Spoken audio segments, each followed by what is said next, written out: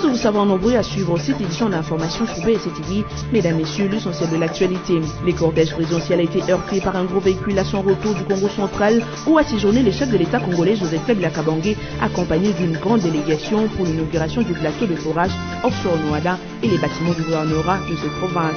5 personnes ont trouvé la mort et 11 autres blessés suite à cette tragédie. Les détails dans cette édition.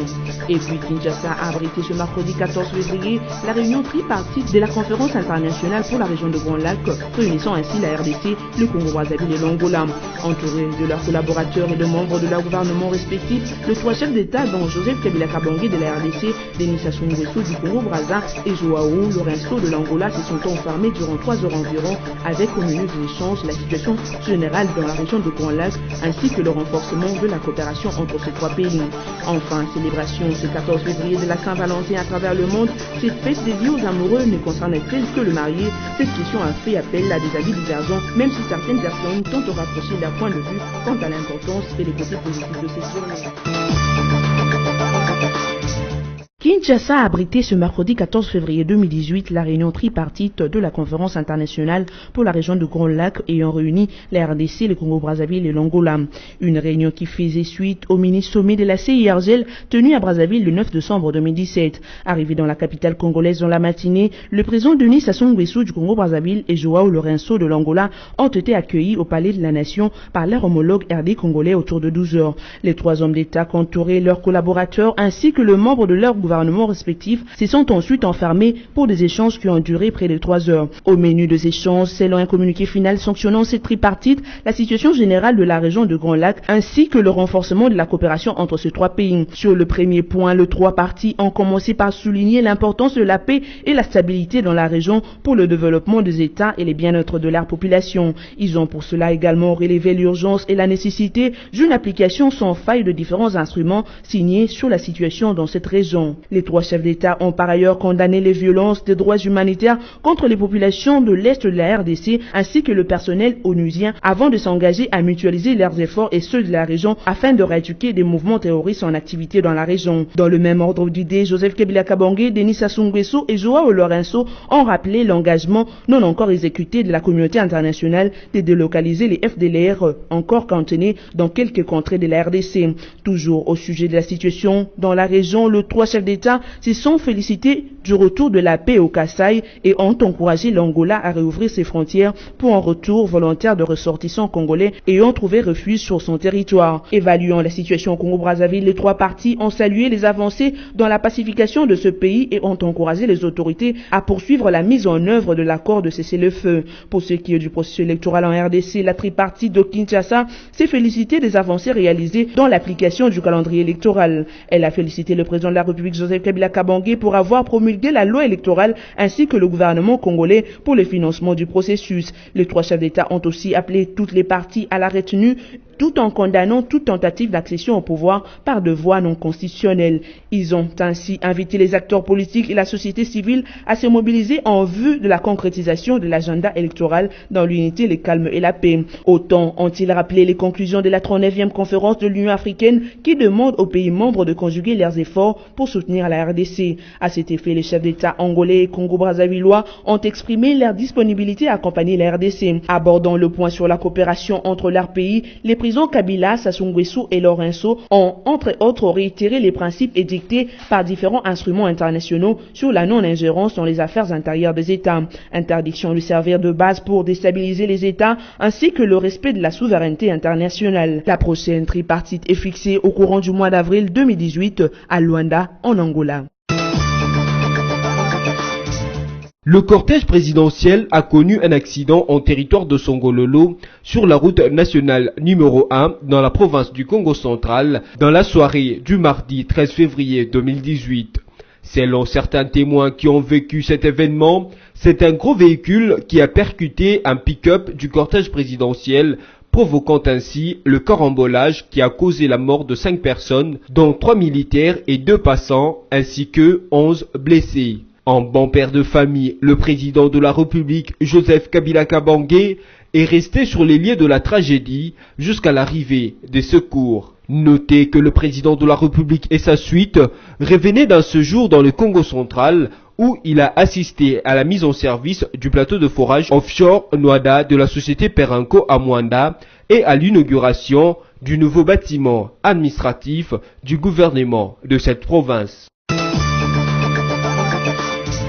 Le temps de la justice n'est pas celui des diplomates ou des politiciens.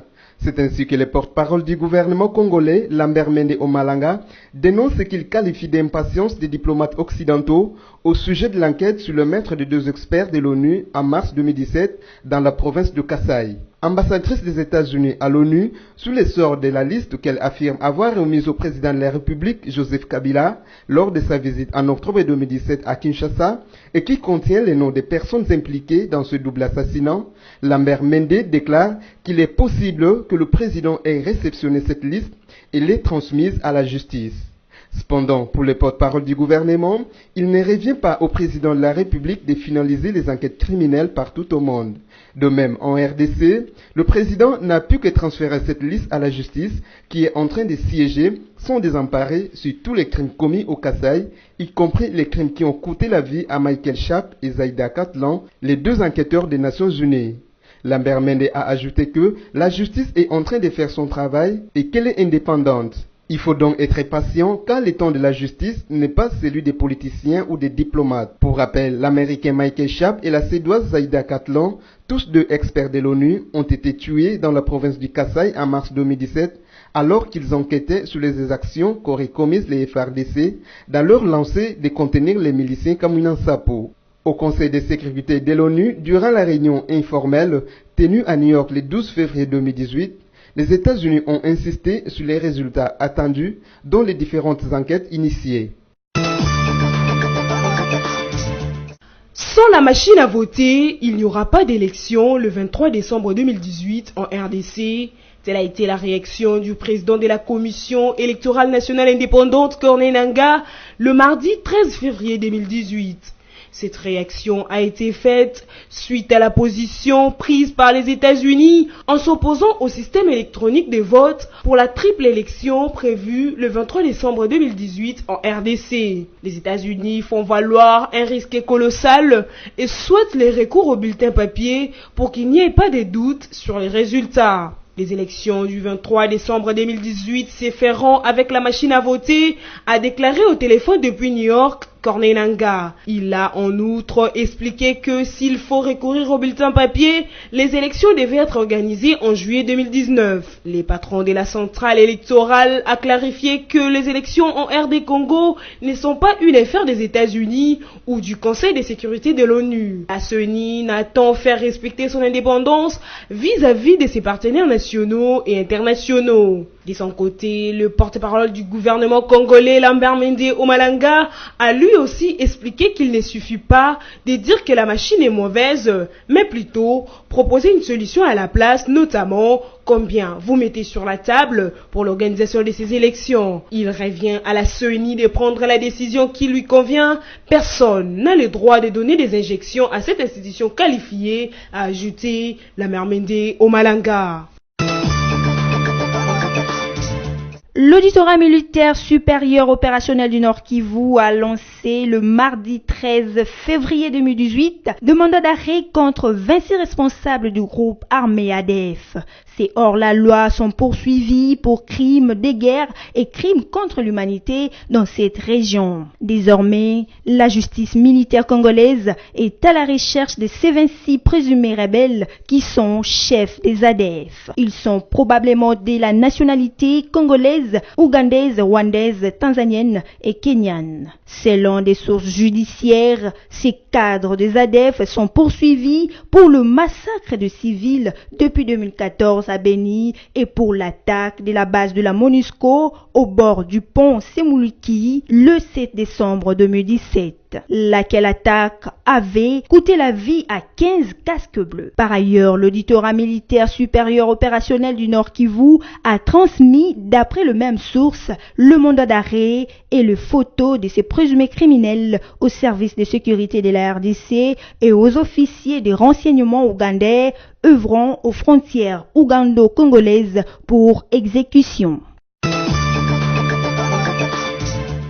Le ministère provincial de la Justice, avec le soutien de l'UNICEF et de la MONUSCO, a lancé depuis lundi 12 février 2018 à Sangué, dans le territoire Uvira au sud Kivu, la campagne contre le recrutement des enfants dans les groupes armés. C'est à l'occasion de la Journée internationale des enfants soldats, célébrée le 12 février 2018, que les défenseurs des droits de l'enfant dans la province du Sud Kivu ont accusé de groupes armés actifs dans les provinces où il y a des conflits de recruter les enfants. Le phénomène enfants-soldats bat son plein dans les provinces qui sont en proie aux exactions perpétrées par les ennemis de la paix. Les évaluations réalisées par des organisations de la société civile de Sud Kivu, des réseaux communautaires pour la protection des enfants et des enfants eux-mêmes victimes de ces phénomènes font état aujourd'hui d'environ 13 000 enfants soldats dans le nord et Sud Kivu. Dans un communiqué publié le mardi 13 février 2018, l'UNICEF estime que dans les provinces du Tanganyika et Sud Kivu, où la violence fait rage depuis plusieurs mois, plus de 3000 enfants seraient utilisés au sein de milices. Les acteurs sociaux qui militent pour le droit de l'enfant au Sud Kivu veulent à tout prix finir avec le phénomène enfant-soldat. Ainsi, pour atteindre l'objectif des 0 enfants soldats, l'UNICEF travaille avec d'autres partenaires des terrains afin de sortir plus d'enfants et assurer leur réintégration socio-économique. Le 14 février de chaque année est considéré dans de nombreux pays comme la fête des amoureux. Les couples en profitent pour échanger des mots doux et des cadeaux comme preuve d'amour, ainsi que les roses rouges qui sont considérées comme l'emblème de la passion amoureuse. En fait, la journée de la Saint-Valentin est importante parce que elle permet aux amoureux de se témoigner de l'amour que l'un a pour l'autre. Moi, je me dis que pour cette journée, ils doivent, un couple marié ou même un couple qui est en voie de se marier peuvent se démontrer de l'amour en offrant une petite fleur ou un petit cadeau à son conjoint ou à sa conjointe pour témoigner ne serait-ce que son amour en cette journée. Je pense que c'est une journée très très très importante pour les amoureux et je pense qu'elle n'est pas satanique. C'est une journée qu'on doit commémorer et je suis vraiment de cet avis. La célébration de la Saint-Valentin dépend d'une culture à une autre et offre aux parents une occasion de discuter avec leurs enfants sur les âges abusifs des sexes et ses inconvénients. Tout dépend d'une culture à une autre. La culture traditionnelle où depuis les départs, on a gardé par exemple du côté habillement, c'est les rouges noirs qui prônent. Dans le pays comme la France, c'est la vente des fleurs à ceux qu'on aime et on remet les fleurs à ceux qu'on aime. Dans notre pays, c'est parfois il y a un petit dérapage dans la mesure où ce sont les débits de boissons qui sont remplis et puis il y a utilisation abusive du sexe. Alors c'est ce qui est déconseillé. Pour certains, cette fête des amoureux est une fête réservée aux mariés légalement et non aux mineurs qui profitent abusivement de cette journée. Dire à ceux-là qui ne sont pas encore mariés de ne plus trop se plonger dans cette fête. Normalement, c'est une fête qui est réservée spécialement à ceux qui sont mariés légalement. Mais à ceux-là qui vivent leur petit amour, doivent essayer un peu de mettre de l'eau dans leur vin et essayer de laisser la place à ceux-là qui sont mariés légalement. Le monde étant créé par l'amour et existant par cet amour, cette journée doit être célébrée par tous. Parce que le monde a été créé par l'amour, le monde vit de l'amour, le monde existe par l'amour. Ça représente pour moi l'occasion pour les humains de pouvoir se manifester de l'amour les uns aux autres. En somme, la fête de Saint-Valentin, célébrée le 14 février de chaque année, n'a plus la même ampleur que les années précédentes. Malgré cette vague de déconsidération venant des personnes qui estiment qu'il s'agit d'une fête païenne, la Saint-Valentin reste d'une manière ou d'une autre rosée par les amoureux.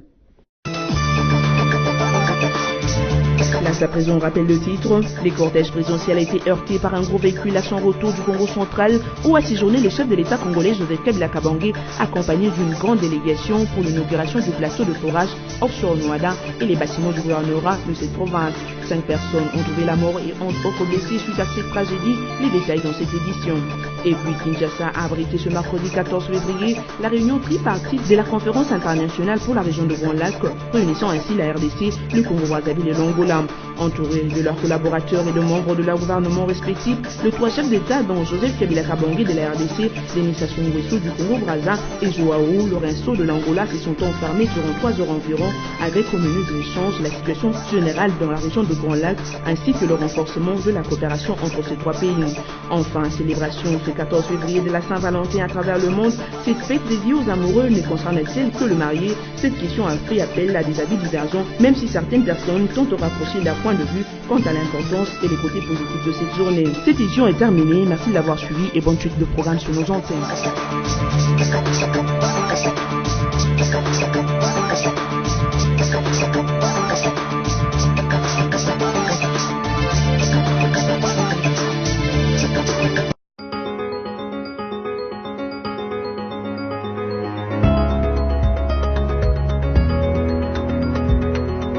Bon mercredi à tous, mesdames, messieurs, bienvenue à cette revue de presse, journaux paru en ligne ce 14 février 2018, sélectionné et résumé pour vous sur BAC TV. Ouvrons cette revue de presse avec les sites d'information Forum de Zas qui titre à sa une, alors que le CLC appelle à une autre marche le 25 février, le clergé quinois privilégie la prière aux actions de rue. C'est dans ces cadres que le prêtre a décrété 3 journées de jeûne et prière partant du mercredi 14 février jusqu'au samedi 17 février 2018. Le clergé catholique de Kinshasa monte sur le grand chevaux à la demande de l'archevêque de Kinshasa. L'équipe sacerdotale mobilise le chrétien de toutes les paroisses de la ville à observer 3 journées de jeûne et de prières de demain jeudi 15 février. Lancé au lendemain du mercredi de cendre qui marque les débuts du carême sur l'échiquier planétaire, le tridôme de mortification pour la RDC est visiblement privilégié aux actions de rue que compte organiser le comité laïque de coordination le 25 février. Le dimanche dernier, dans une paroisse de la capitale, les vicaires dominicales a terminé la messe en lançant le mot d'ordre de la hiérarchie. Cette fois, il n'y aura pas de marche comme vous l'entendez à travers la ville. L'archevêque nous a demandé de mettre un accent particulier sur le jeûne et la prière. C'est dans ce cadre que 3 journées seront consacrées au jeûne et à la prière. Tout démarre par la messe de cendre ce mercredi 14 février, puis viennent les 3 jours du 15 au 17 février. Ce sera, selon le prêtre officiant, l'occasion de prier pour le pays et particulièrement pour l'église dont ce prêtre religieux et laïque ont été victimes d'humiliations, d'outrages, de persécutions après la répression de marches pacifiques organisées le 31 décembre 2017 et le 21 janvier 2018 par les comités laïques de coordination.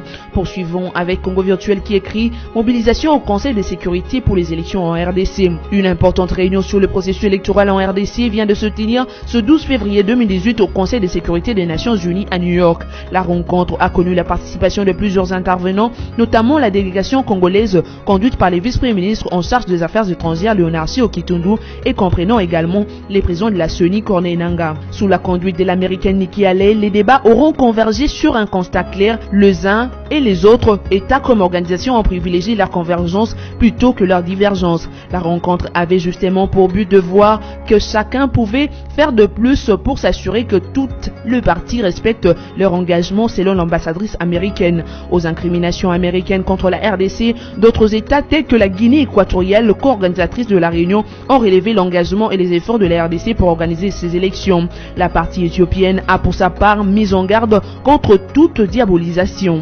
Bouclons cette revue de presse avec actualité.cd qui rapporte Sud Kivu, ZED exige la libération d'un journaliste détenu depuis plus de 24 heures dans un cachot de la justice militaire. Selon les informations parvenues à ZED, Théodore Toyi Mirefou, journaliste à la radio Le Messager du Peuple, station émettant en Uvira, ville située à environ 150 km de Bukavu, chef-lieu de la province du Sud Kivu, est de la RDC, a été mise aux arrêts le lundi 12 février 2018 vers 17 h par les éléments de forces armées de la RDC et FARDC et placé en détention au cachot de l'auditorat militaire garnison d'Uvira où il a passé la nuit sans être auditionné. Le journaliste a été appréhendé au moment où il était en train de filmer une agence de télécommunications qui venait d'être attaquée par des hommes armés. C'est alors que l'auditeur militaire de garnison d'Uvira a ordonné l'arrestation immédiate de Théodore Toyi Mirefu, selon lui, pour avoir réalisé un reportage dans les installations de cette agence de télécommunications sans autorisation préalable des autorités compétentes. Constaté par Z, M. Eli Kalembire, directeur de la radio Le Messager du Peuple, a déclaré Théodore Toyi n'a pas participé au braquage de cette agence de télécommunications. Il s'y était rendu que pour réaliser un reportage afin d'informer la population locale sur cette attaque armée qui aurait fait 2 morts. L'auditorat militaire de garnison d'Uvira nous oblige de payer une caution avant de pouvoir libérer notre confrère. Cette revue de presse est terminée. Merci de votre attention et restez branchés sur BSC TV.